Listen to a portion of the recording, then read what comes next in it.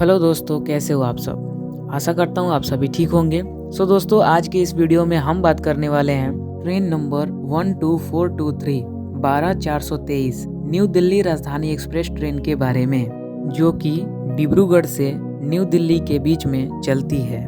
और ये ट्रेन हफ्ते के 7 दिन रन करती है, यानी डेली ट्रेन है। तो आइए दोस्तों, आज के इस वीडियो को स्टार्ट करते हैं। लेकिन उससे पहले अगर आप हमारे चैनल पे न्यू हैं तो चैनल को कर दीजिए फटाफट से सब्सक्राइब। और हाँ, वीडियो पसंद आए, कंटेंट अच्छा लगे तो लाइक भी कर दीजिएगा और अपना प्यारा सा कमेंट भी करना बिल्कुल ना भूलिएगा। तो चलिए आज के इस वीडियो को स्टार्ट करते हैं। तो ये ट्रेन रात के 8:55 पर डिब्रूगढ़ के प्लेटफॉर्म नंबर 3 से रवाना होती है। इसके बाद 42 किलोमीटर की यात्रा करने के बाद ये ट्रेन पहुंचती है अपने दूसरे हॉल्ट यानी कि न्यू तिनसुकिया जंक्शन के प्लेटफॉर्म नंबर 1 पर। आने का समय इसका रहता है रात के 9:40 और जस्ट 10 मिनट रुकने के बाद यहाँ से डिपार्ट भी कर जाती है। इसके बाद 199 किलोमीटर की यात्रा करने के बाद ये ट्रेन मरियानी जंक्शन के प्लेटफॉर्म नंबर 1 पर आती है। आने का समय इसका रहता है 12:02 AM, यानी कि पीक नाइट आप बोल सकते हैं। और जस्ट 5 मिनट रुकने के बाद यानी कि 12:07 AM पर मरियानी जंक्शन के प्लेटफॉर्म नंबर 1 से डिपार्ट कर जाती है। 307 किलोमीटर की यात्रा करने के बाद ट्रेन अपने चौथे हॉल्ट यानी कि दीमापुर रेलवे स्टेशन के प्लेटफॉर्म नंबर 1 पर आती है। यहाँ आने का समय 2:01 AM और डिपार्चर 2:08 AM पर डिपार्ट कर जाती है। 377 किलोमीटर की यात्रा करने के बाद ये ट्रेन अपने 5वें हॉल्ट यानी कि लमडिंग जंक्शन के प्लेटफॉर्म नंबर 4 पर आती है। आने का टाइम 3:18 AM और 3:23 AM पर डिपार्ट भी कर जाती है। 466 किलोमीटर की यात्रा करने के बाद ट्रेन अपने 6th हॉल्ट यानी कि चापर मुख जंक्शन के प्लेटफॉर्म नंबर 1 पर आती है। और यहाँ इस ट्रेन के आने का समय सुबह के 4:39 AM और 4:41 AM पर डिपार्ट कर जाती है। 557 किलोमीटर की यात्रा करने के बाद ट्रेन अपने 7वें हॉल्ट यानी कि गुवाहाटी रेलवे स्टेशन के प्लेटफॉर्म नंबर 1 पर आती है, जहां इस ट्रेन का आने का समय सुबह के 6:30 और डिपार्चर का समय 6:45 पर डिपार्ट कर जाती है। 714 किलोमीटर की यात्रा करने के बाद ट्रेन अपने 8वें हॉल्ट यानी न्यू बंगाईगांव जंक्शन के प्लेटफॉर्म नंबर 1 पर आती है, जिसका कि यहाँ आने का समय सुबह के 9:20 AM और 9:25 AM पर डिपार्ट कर जाती है। 742 किलोमीटर की यात्रा करने के बाद ट्रेन अपने 9वें हॉल्ट यानी कि कोकराझार रेलवे स्टेशन के प्लेटफॉर्म नंबर 1 पर आती है, जहाँ इस ट्रेन का सुबह 9:50 AM पर अराइवल होता है और 9:52 पर डिपार्ट कर जाती है। 839 किलोमीटर की यात्रा करने के बाद ट्रेन अपने 10वें हॉल्ट यानी new coach Bihar railway station के प्लेटफॉर्म नंबर 1 पर आती है। और यहाँ इस ट्रेन का आने का समय सुबह के 10:55 AM और 10:57 AM पर यहाँ से डिपार्ट कर जाती है। 965 किलोमीटर की यात्रा करने के बाद ट्रेन अपने 11th हॉल्ट यानी कि न्यू जलपाईगुड़ी रेलवे स्टेशन के प्लेटफॉर्म नंबर 3 पर आती है। और यहाँ इस ट्रेन का आने का समय दोपहर के 1:15 PM और 1:25 PM पर डिपार्ट कर जाती है। 1052 किलोमीटर की यात्रा करने के बाद ट्रेन अपने 12th हॉल्ट यानी कि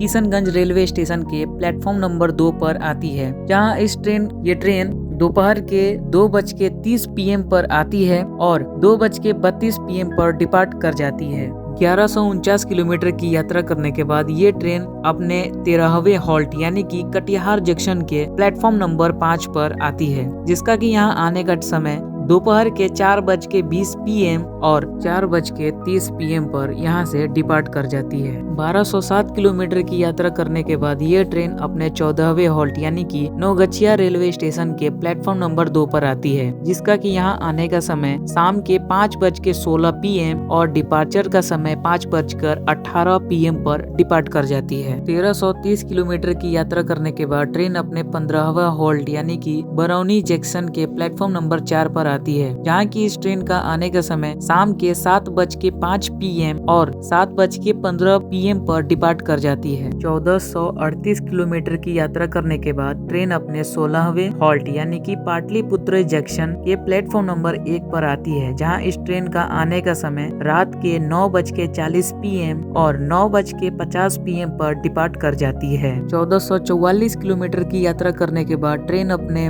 17वें हॉल्ट यानी कि दानापुर रेलवे स्टेशन के प्लेटफॉर्म नंबर 1 पे आती है, जहां इस ट्रेन का आने का समय रात के 10:05 PM और 10:07 PM पर डिपार्ट कर जाती है।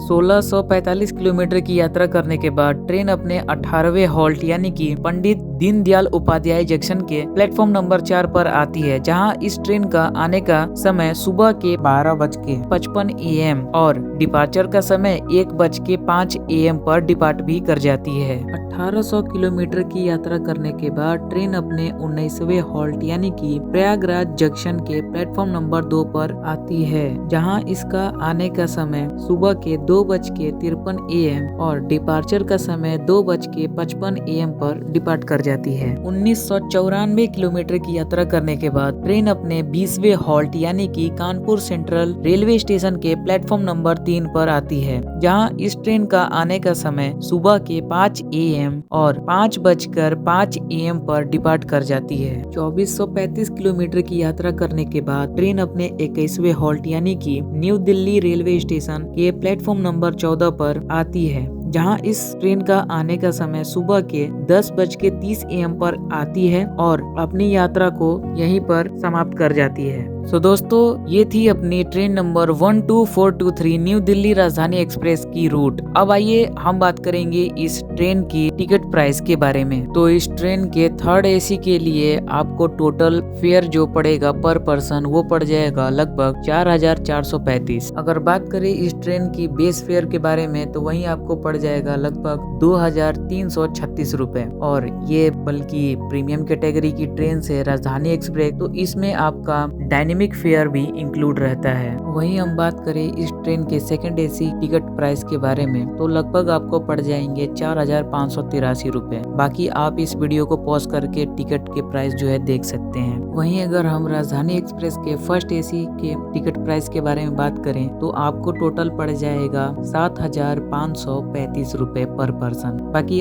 आप इसका पूरा ध्यान रखें कि आप जब भी टिकट लेने जाएं, रेलवे स्टेशन से लेने जाएं, तो आप एक बार जो है टिकट का प्राइस जरूर कंफर्म कर लें, क्योंकि इस प्रीमियम कैटेगरी की ट्रेन्स में जो टिकट प्राइस है वो ऊपर नीचे होता रहता है। तो दोस्तों, आज की वीडियो में बस इतना ही। हम आपसे जल्द ही मिलेंगे किसी नए वीडियो, नए टॉपिक के साथ, ऐसी ही राजधानी एक्सप्रेस की वीडियो के साथ। तब तक के लिए आप हमारे चैनल को लाइक कर दीजिए, सब्सक्राइब करना बिल्कुल भी ना भूलिएगा। जय हिंद।